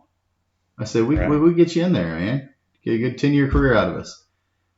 He says, are you serious? I can go to your school? I said, I'm dead serious. He's one of the first person that I ever graduated through my program down here. Yeah. Right? He was the first tradesman, which tradesman falls in between apprentice and journeyman. It's like halfway point. Okay. It's something that we push for down here that's worked really well. It gets somebody on a truck quicker. Okay. Right? Makes the company more money. We got him in there, and now he's a journeyman plumber. Wow. He went through it. And just like Neil and so many other people that I've spoken to, whether they started in their 30s or 40s or later 20s or however they fit in, everybody says, man, I wish I would have started this earlier. I wish I would have got into this right after high school. I mean, I personally got into this when I was 23 years old, right after I already had some life experiences being in the Navy and whatnot. And even I was like, yeah, I wish I jumped into that right after Vider High. Yeah. Right? It's like people can't get to it quick enough because it is fulfilling. Yeah. People, you made a good point when you're talking about, by the time they get out of school, they're making a good wage. We start our first year apprentices off at about $25, $26 an hour. Yeah. What entry level position is there out there where you make $26 an hour? You've got benefits for not just yourself, but, a family and dependents if you've got kids. Right. Right? Everybody's taken care of medically, dentally, yep, vision, insurance, all that is taken care of. At an entry level position, $26 an hour. Yeah. You get those incremental wage increases every year. You're making about $2 raise every year. Yep. Right? You're making more and more money. And then when you're done, you're making $45 an hour. You start doing the overtime like you're talking about. Overtime on $45 an hour, time and a half. So that's anything after 40 hours or after 10 hours in a day. You're making $64 an hour. You're killing it. Killing it. And then, heaven forbid, you got to work on a Sunday or a holiday, right? And we get the double time. Yeah. Now that 45, now you're making $90 an hour. The only bad part about that is what the government takes out of that. Yeah. Because the government likes to take their overtime too. Yeah. We need to get some legislation to protect the workers' money there. I think it all needs to go to them. Yeah, that's a good point. Yeah. Yeah, those are some of the biggest things that I notice, and I kind of laugh. Most of my experience has been, in the construction trades, and or the engineering and design trades, and it's just always interesting when I hear somebody, especially a young person, say somebody under 30, talking about, well, I just, I need a job above minimum wage, or I need a career path. And it's like, man, the trades are out there waiting for you. And Biggest problem we got now is people can't stay off their cell phones, oh man, and they well, they yeah, yeah, don't oh show god. up full time, right? So let's delve into that for a second. Is you know, anything something that seems to be missing in our modern popular culture is that uh, success boils down to so few little things. Discipline, the disciplines of success: showing up to work on time, staying off of your phone. For young people, for people under 40 who grew up with a cell phone or around a cell phone. Now kids are growing up with social media, and they just don't understand. It's like, dude, you got to turn the phone off and leave it in your truck. If leave it in your pocket. If you can't stay off of it with it on your person, then leave it in the truck. um, what do you contribute your success so far in your career? What disciplines do you think contributed to your success? I like to read. I like to Okay. read, and I like to Okay. listen to audiobooks and things. And one thing that hit me, because being on the road to Houston, I had to go to Houston for 5 years for my plumbing Right. school. Yeah. When I went from Navrosky's to being a helper on a plumbing job, I went from where I maxed out at 625 to entry level at $8 an hour. Mm-hmm. So I got $1.75 raise. It's right around 20% raise right off the bat. It was a life changing experience for me, and so much more things came available. And when I got my apprenticeship card, it bumped me from 8 to 11. So real quick, I started making really good money. Mm-hmm. And I think starting at the bottom and going up, the whole experience was just a raise. Every year I went through, I was making more and more money. Mm-hmm. So as going to school and I'm studying and I'm thinking I'm doing a lot of reading and listening to audiobooks, I came across something from Manly P. Hall. I don't know if you've ever heard of Manly P. Hall, and he was speaking about time management. Okay. Okay. And you've got 8-hour increments in this 24-hour period, so it's thirds, right? Mm-hmm. 8 hours of your day needs to be put aside for you to rest and eat, Right. right? Right. So you got your time where your body's being nurtured that third of the day. Mm-hmm. Life says that we have to work 8 hours a day, right? Right. Because that pays for our ability to be able to eat and sleep. And then you have another 8 hours for recreation. And what do you do in that 8 hours is what's going to define your life and where you end up. What Manly and all them were reaching for on there is you take that 8 hours that we work for, your recreational time. If you spend it playing video games on social media, TikTok, or whatever you're doing, or you're actually spending money to do that, Mm-hmm. right? Even though you're sitting on your couch and you don't feel like you're actually out there making purchases, that time is costing you, right? And you're paying for that. That's how you're choosing to spend your time. Yeah. Now, if you take that portion of that 8 hours, not all of it, but if you take a portion of it and you pick up a book and you start reading, right, you're gaining knowledge, right? So that's a positive. Now you're using your 8 hours to invest in yourself. Yep. Maybe you start volunteering your time for a local cause, something good. You're investing in yourself. Right. Excuse me. You go out to a bar and you start drinking the beers, that's costing you. You're spending money for that, right? So the point they were making is that if you want to move ahead in this world, you have to invest to get there. You have to use part of that 8 hours that's left in order to make yourself better. However you choose to do it. Learn another language, Mm-hmm. Start a business, go to school, do something there, but it's going to pay dividends in the end.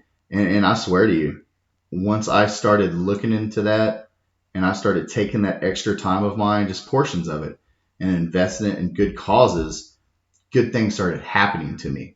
Yeah. Good opportunities started opening up for me. And it was because I was investing in myself. I was getting smarter. I was getting more known to some people. Yeah. I had things to share with people.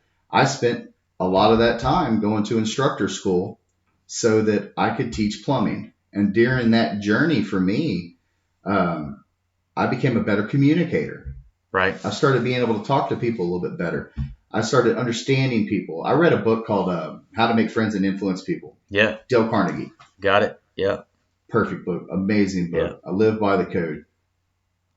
I talk a lot.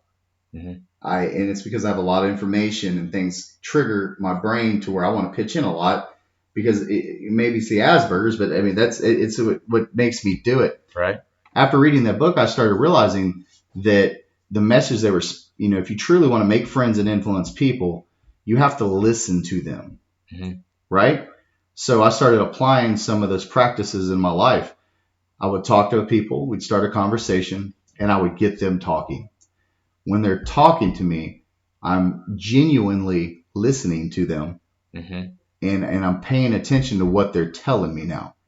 So now when I have a conversation with somebody, instead of just waiting for my turn to talk, I'm learning about them.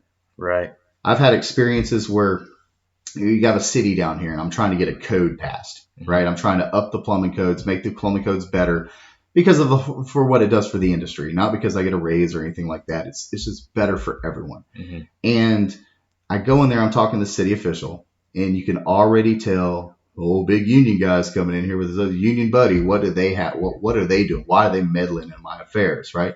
He was really put off. He had a look on his face like he hated me without knowing me. And right off the bat, he asked me, he's like, so what does the union care on what our code is down here? Mm-hmm. And to be honest, I was a little ticked off by the energy I was feeling from him. Right. But I told him really quick, I said, I care about this industry down here. I care about my brothers and sisters going to work and there being a job for them to do. And we want to protect with what we have because we're all invested in this. This is what we do for a living. Mm-hmm. Well, that struck a chord with him because he deep down felt the same way. So he started talking. Mm-hmm. He said, really? Well, I feel this way. And then I'll let him talk a little bit. And I say, tell me some more. And not those direct words, but, tell me a little bit more about you. And the more I got him talking about himself, we ended up talking about his love for bicycles and how he puts helium in his tires or something like that instead of like compressed air. And I mean, it was a 180. This guy went from hating my guts to, and I only got 10 minutes to, we were there 2 hours talking to this fellow. Yeah. And it's because, I trained myself to calm my own urges to be heard and to talk and spit out information. No, I trained myself to sit back and actually take in information for somebody else and process it and study that person. So I would say for me, that experience going through teaching school, becoming an instructor and doing self-work and trying to invest in myself and others on my off time mm-hmm. rather than, recreation. You hit the nail on the head right there with that comment that you trained yourself in that. And, that's what a lot of people need to understand too, is that, every day we're training ourselves in where we're trying to head. And, if you're, like you said, if you're sitting at the bar, every evening after work, you're training yourself to get better at that task. That's right. And, if you're going home and studying, or you're going to the gym after work, you're training yourself to be successful at that task. And if all you do is keep yourself in a negative headspace, you get better and better at staying in a negative headspace. That's and right. If you don't look at yourself critically think about what you're doing from day to day and how you can improve and what you're doing positive, then you can go 4 years in an industry and realize that you've gone backwards, or you haven't progressed in your field, haven't progressed in your career because you're training the wrong skills. And like you said, taking a look at what you can do to better yourself and then moving in that direction, that's incredibly important. I'm glad you touched on that for sure. Yeah, it's the secrets, man. It's the keys to success. Yeah. If you listen to the music that's out there, it's going to drive you to the bottom, right? We glorify all the bad things. Yeah. We sexualize everything. We're pushing to kill the kids' innocence. America's got a lot of crazy things going on right now. It's not your grandma's. and your grandfather's Yeah. America anymore. Well, and the that if you sit down and I kind of shudder every time I see somebody on their phone, because it's getting to where they're not taking a text message or an email or a phone call. They're TikToking or they're Facebooking or something, and they're on social media. And I've done it myself. You sit down, you look at your phone, and you think, I'm gonna check my notifications, and the next thing you know, you've been on your phone for 40 minutes looking at just junk. Nothing. Just all you've been doing is just scanning. We used to call it channel surfing. You Yeah. used to sit down with a remote and just surf the You're channels. right. Well, now we're doing it on our phones. Yeah, and that's all scientific too, right? Yeah. It's all algorithm driven, and Yeah. it's very thought out because they want you to be there. They want you in that space. Like it's sad, and it takes that control, like we're talking about. You got to train yourself. Yep. I hear this with my apprentices all the time when I was going through it. Mhm. They would talk, well, I can't read. I can't read. I'll go 1 or 2 pages into it, and I'll start thinking about something else. And I'm not downplaying issues that people have, like Right. ADD and stuff like that. Yeah. But everybody that I know growing up with in my group, and I'm 41, everybody had ADD. Everybody's like, well, I got ADD. I got ADD. I look at my own reading experiences. I'll pick up a book right now, and I'll be going through it, and I'll read 1 page. I'll get into another page, and then I'll start thinking about something I have to do. Or, my brain, I chase tennis balls. So like I'm squirrel, I start thinking about other things, and I have to train myself to say, okay, stop. Yep. Let me go back where I ended off, read and concentrate. It's not easy. Nothing in life is easy. No. Nothing in life that is easy is worth it. There has to be effort in there, because once you put effort into something and then you get something out of it, you've built something with that. Now you can sit back and be proud of it. Yeah. Right? You wear that as a badge of honor then. It takes me a while to read books. I'm not a fast reader because my brain is going, and, like you said, notifications. Yeah. Things happen and they distract you. So I'm not saying that like ADD doesn't exist, because I don't want to be canceled, so to speak. But what I would say though is we went through a whole generation of, we had some issues. And it was easier for maybe our parents and leaders at the time to give you a pill or give you a prescription because they couldn't deal with it, right? Right. Because when mom and daddy both have to, if you're lucky enough to have a pair, both have to work for all of us just to survive. Because most, in my opinion, 85% of working people are all living paycheck to paycheck. Oh yeah. We've seen what happened in COVID. When they shut the world down, people were getting desperate there.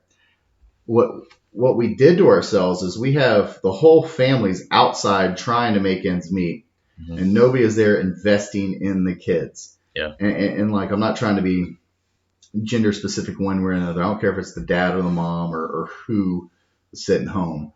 But when you don't have somebody that is investing in them kids, watching them, paying attention to them, making sure that they're doing their work, making sure they're pushing themselves, that not a lot of people make out of it.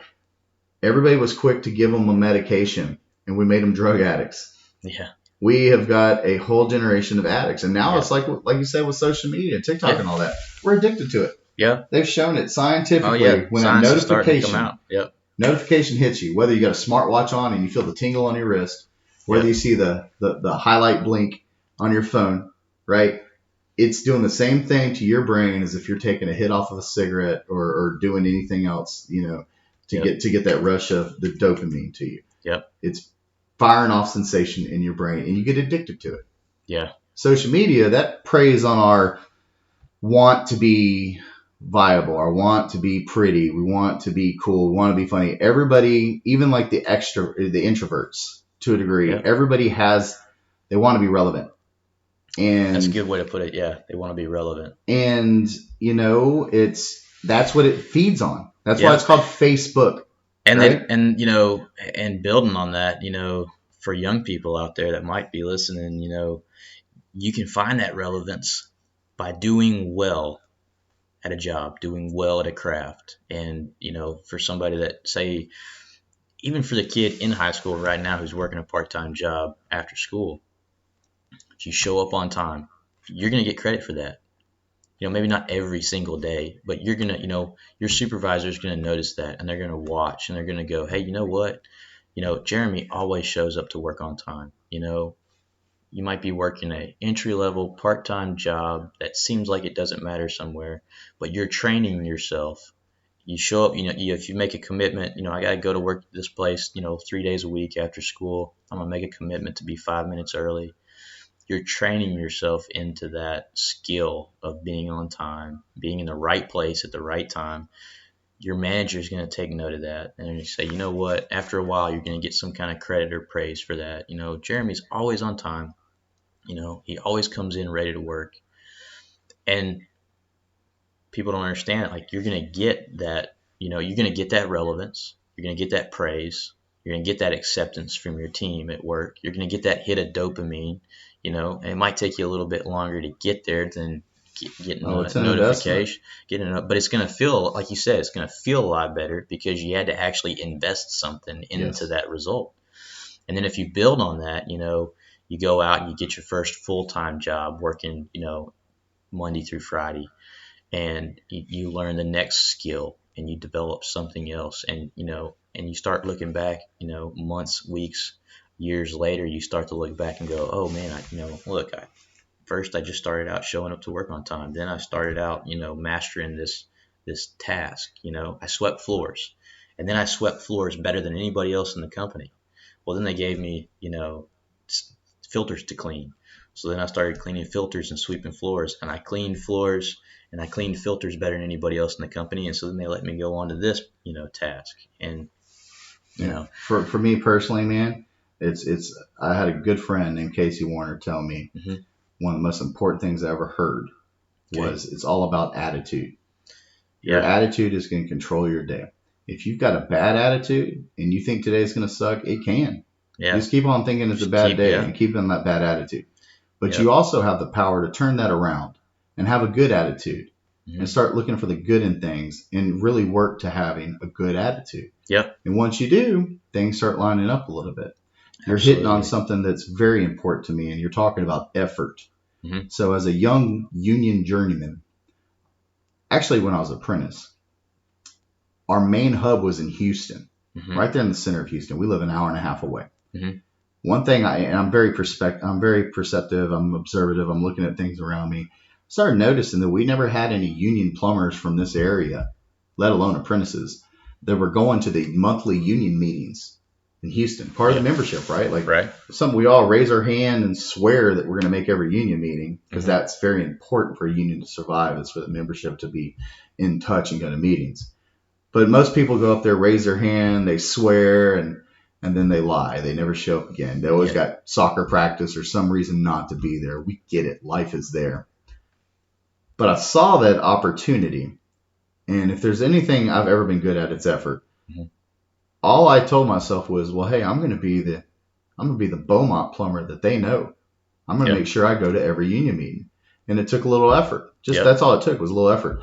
I had to drive to Houston on those Thursdays. Hour and a half there and a half back. So 3-hour commitment for a 1-hour meeting. Yeah. It took time. Like you said, everything that's worth it takes time. After a while, 10 years down the road, everybody knew who I was up there. They knew I was the Beaumont guy because they saw me there. Yep. They saw the buy-in there, right? Yep. When the opportunity came for me to get taken from the field and become an organizer for the UA, it was because I was there and I'd put in all that work. I was relevant. Yep. Because they believed in me. And then as I went around my professional career talking to contractors and bringing them in and signing all the contracts that we signed down here, which I don't know, and this, this is bragging, I guess, is what it would be classified as. I don't know of any organizer in the United States that I've ever met in plumbing that has signed more contracts than I have. And we're in Beaumont, Texas. Yeah. Okay. We signed 25% of all the new contractors right here in Beaumont in the last 4 years for the whole United States, Canada, Australia, that whole membership. Wow. 25% of that was done right here in the Golden Triangle. Wow. And the reason being is because all the effort and the attitude that I put into this thing.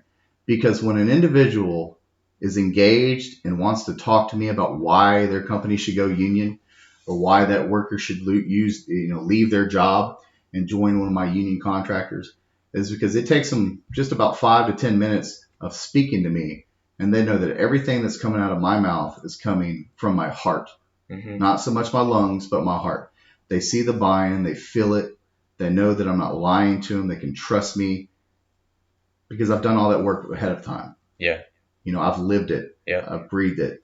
And this isn't some, I'm not some snake oil salesman. Yeah, you've actually bought in to the program. Yeah, I'm a product of it. And that's the reason why I choose to talk about it so much. Why I talk to the kids in school. That's why I talk to the young workers, is because being a poor kid from Vider, right, that did not have a leg up, that tried the military thing, that was trying to make his way, whose stomach hurt every now and then because he was hungry, he didn't have nothing to put in it. This path, going through an apprenticeship, given a job, and now granted, we had to earn it, right? Yeah. But this program put me on a path to success. It's given me everything that I'm proud of, that I love, that I hold dear to my heart. Yeah. I know for a fact, because I got into that apprenticeship, because I tried hard, that put me in a position to meet my wife, right? That gave me my beautiful little boy, Luke. That caused me to have the ability to give my first son, Jeremy, a Mercedes this last November. I gave him my coupe because my wife needed a new car, and he was over there at Fort Hood. He's serving in the Army right now. Okay, wow. And he didn't have anything to get around in. Yeah. So we were in a position. I knew she wanted a new car, and she was tired of driving that Mercedes. Great problem to have, right? Yeah. So we gave it to him. 2 birds, 1 stone. She got a new car out of it. Yeah. But that's all because of and that's the story I want to tell kids. That's what I want to tell people, is that you don't have to go to college, and the stars don't have to align from you. All you have to do is wake up every day, put your feet on the ground, thank God for what you have, keep your head up, keep a good attitude about it.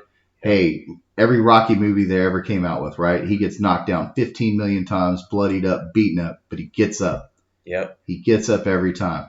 If you have that kind of mentality and you have a good attitude to go with it, the sun's going to shine. Heck yeah. Heck yeah, man. And as going along with that as well, as especially for young people listening in, is that, when you made that commitment to drive to Houston, you said, you know what, I'm going to be a part of this. I'm going to be a part of this community. I'm going to put myself in a position where I can contribute. And you made that commitment to drive over to the meetings once a month. And they were once a month, right? Yes. So once a month, you say, I'm gonna make this commitment to do this. But the key there is that you did it over and over and over again, and you stuck with it, and you committed to it. And you stuck with that commitment, and you didn't attend 3 meetings and then say, well, nobody's coming up and talking to me. Well, I guess this isn't working. No, you went month after month, year after year. And, for some of us, we've all been in that position where it's like, well, man, I showed up, and I was 15 minutes early, 4 days in a row. How come nobody will give me an attaboy? It's like, well, yeah, but you were late every day for the 3 weeks leading up to that. So you're going to have to put some commitment into it. You're going to have to stick with it for a while and earn your way into that through hard work and through consistency, right? And like with you, it didn't happen overnight. It didn't happen in one meeting. That's right. It happened in meeting after meeting, week after week, month after month, year after year, before everybody was like, oh, hey, that's the Beaumont guy. There's Jeremy.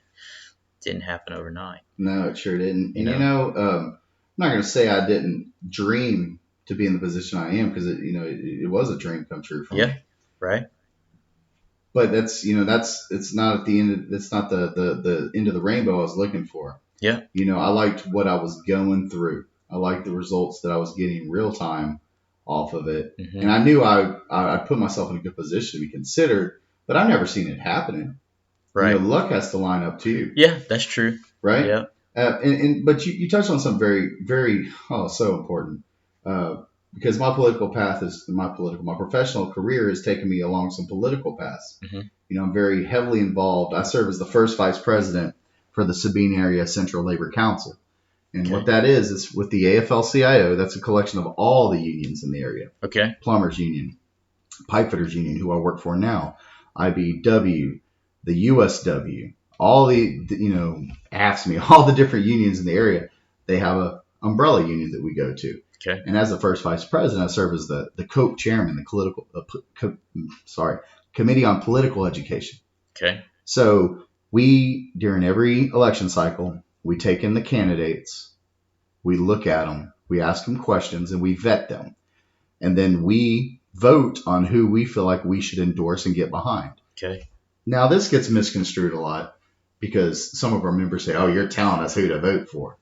That's not what this is intended to do. All this is intended to do is to show our memberships that we've taken the time to get in front of these people, ask them the hard questions, and get them to commit to our members. Mm-hmm. And whoever sells us on that, whoever we can come together for, we endorse them and we make a suggestion out there, right? Yeah.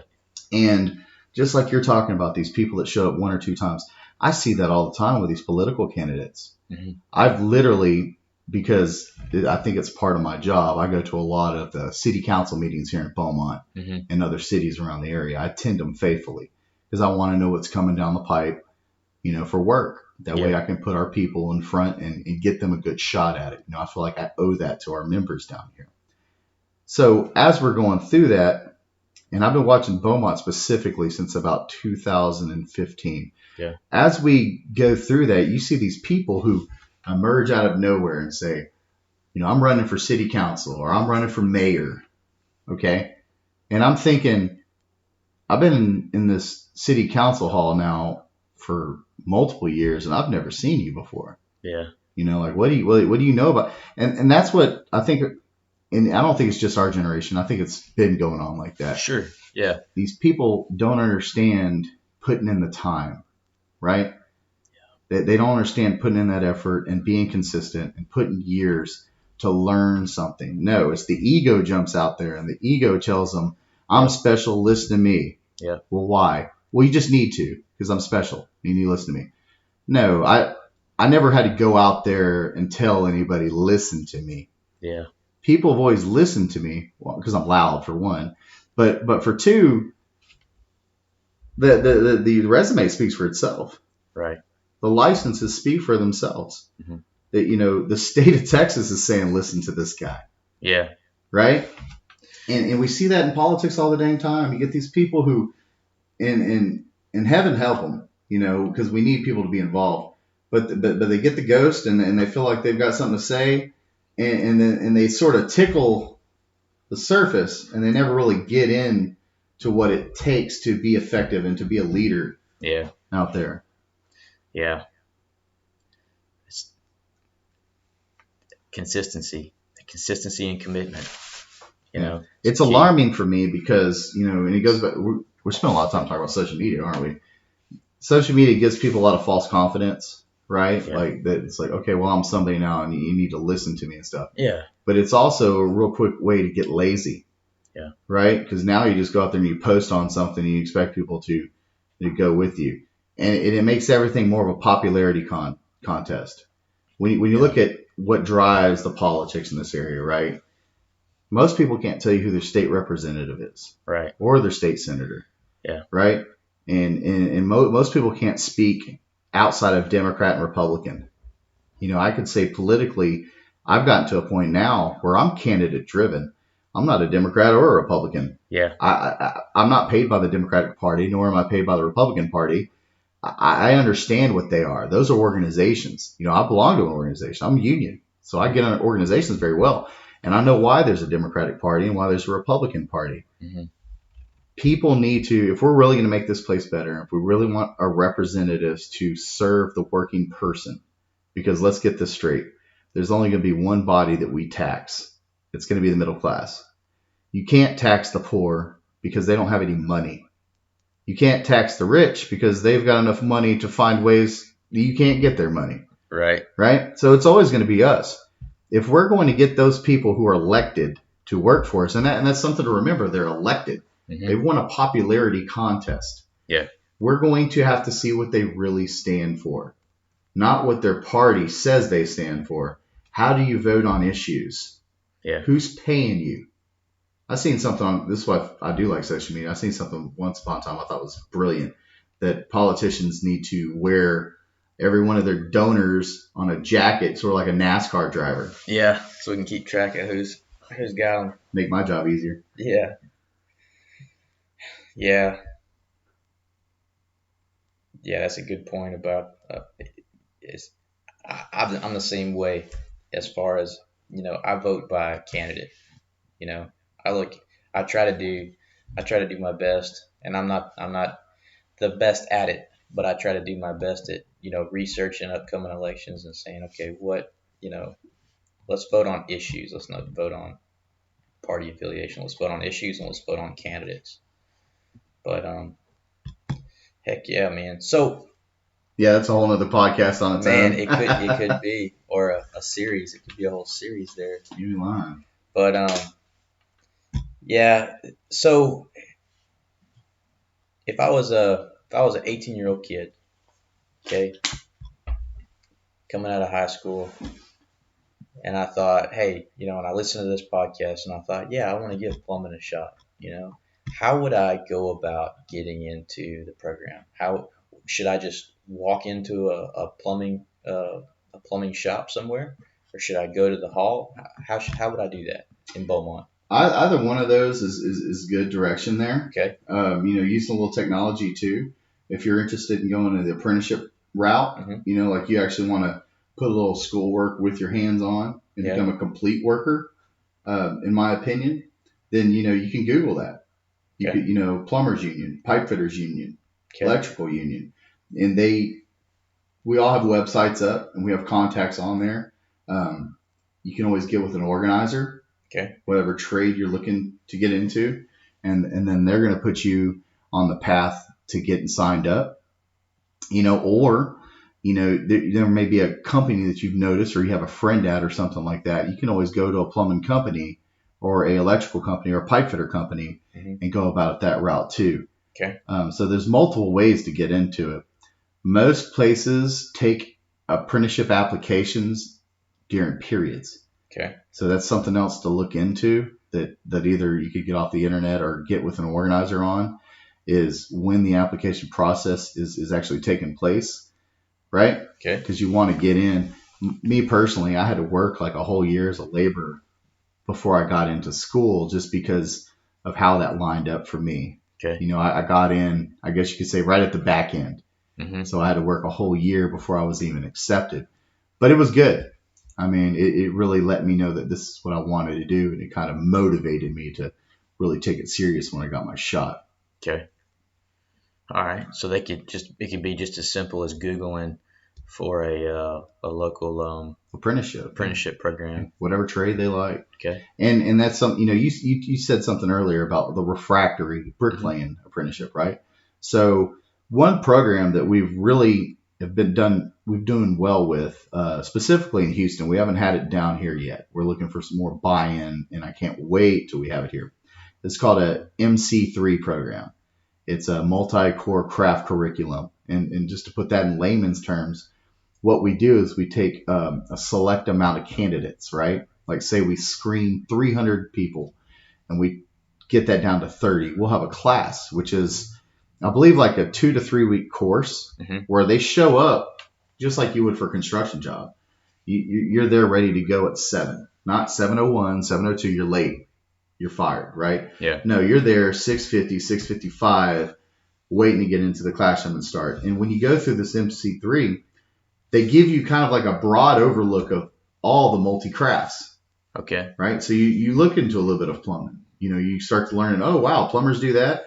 You look into a little bit of electrical, and that blows your mind because, just like there's so many facets in plumbing, same thing with electrical and all these other trades. Mm-hmm.